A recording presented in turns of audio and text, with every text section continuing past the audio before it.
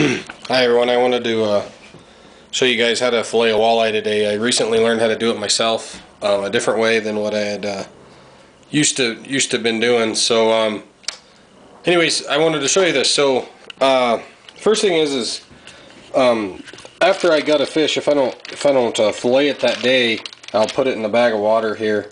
Good idea, it keeps it fresh, and I always rinse them off before I start. Just to make sure I got everything off. And sometimes I have a little mucus on the outside of the skin. So, anyways, I mean, not the biggest walleye in the world, but it fillets and it eats. So, anyway, so the next step is, let me set up my camera here.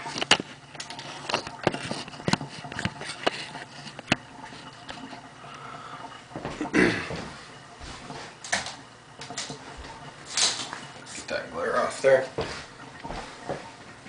Okay, so the next step is here, take your knife, and you guys can kind of see that there's a gill flap, okay? So, and then there's a kind of a piece of hard cartilage behind that. What you want to do is get on this side of that hard cartilage, just like that, and you cut down to the spine, okay? And when you get to the spine, the objective is to cut not all the way down, but just make a small incision on top, down the edge of the spine. Stay on this side, and do your best to push into that spine so you get the biggest fillet possible out of these guys. So, but you don't want to go too deep, because if you go too deep here, what you end up doing is you end up breaking those rib bones, and then you get those rib bones inside of that fillet. And you know, the whole purpose of a fillet, in a lot of people's opinion, is basically what you're trying to do is create a nice piece of walleye that has bones in it, so you know your kid or your wife can eat it and not have to worry about getting bones. Anyway, so yeah, so you start on that, and you continue to make that incision down the edge of the spine here. Okay, so you can see I've got a nice cut here. I've touched the top of the rib bones, followed the line of the spine down. And then there's an anal port here. Normally, okay, so this fish, if it wasn't gutted, this works just fine. In fact, if you don't gut them, it saves the time. You just cut the fillet off, and the intestines and everything stay with the carcass, and it's a time saver, and it's more efficient in my opinion. There's a couple other ways you can do it. This way isn't too bad. I found that the little bit of meat you lose is here in the belly, and it's not that good of meat.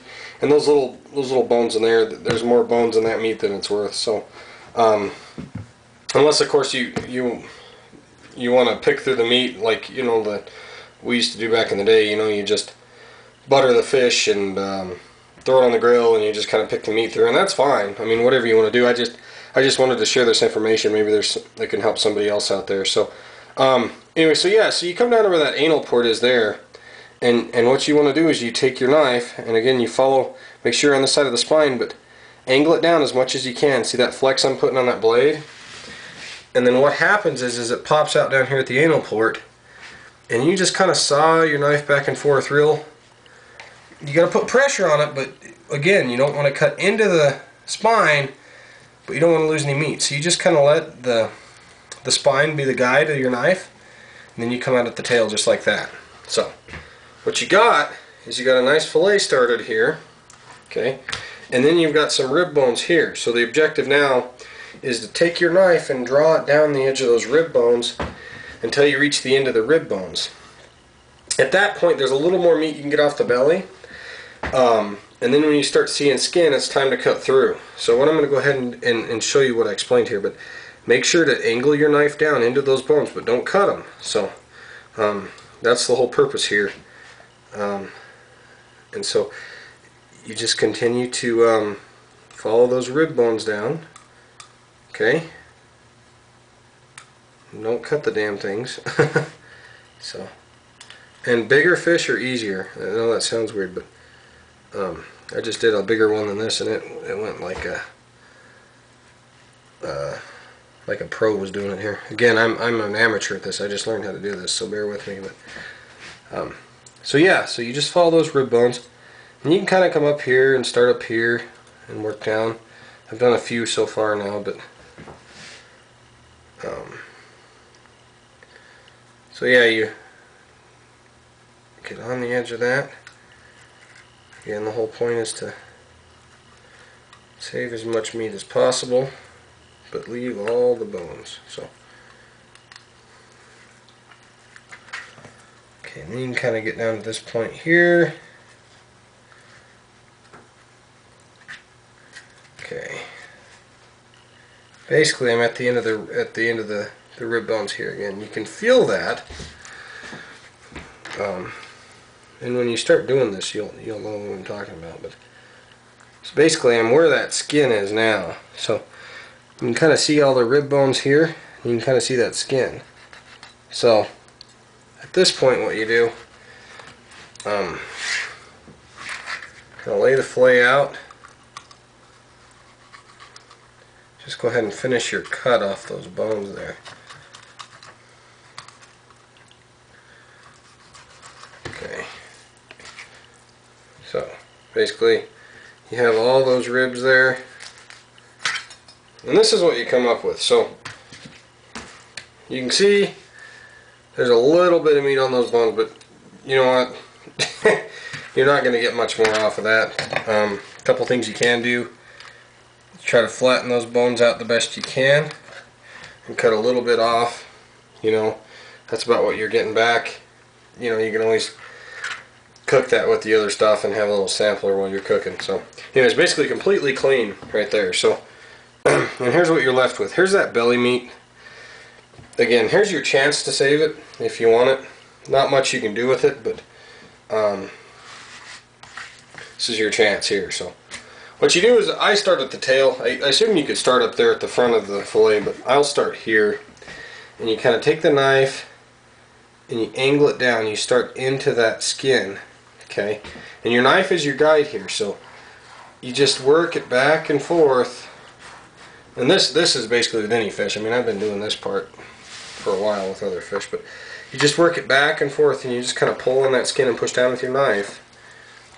And what it does is it completely peels all the meat off that skin.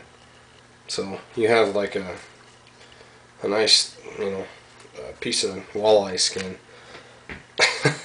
Which to me goes out in the field so the stray cats can eat it, or birds or whatever, so it's not rotting in the garbage. But anyway, so then you have this, and this is basically what you're after. This is a 100% bone-free, you know, prime piece of walleye meat with the belly meat on it. So a lot of people will cut that off, and you can see there's some nasty stuff in it.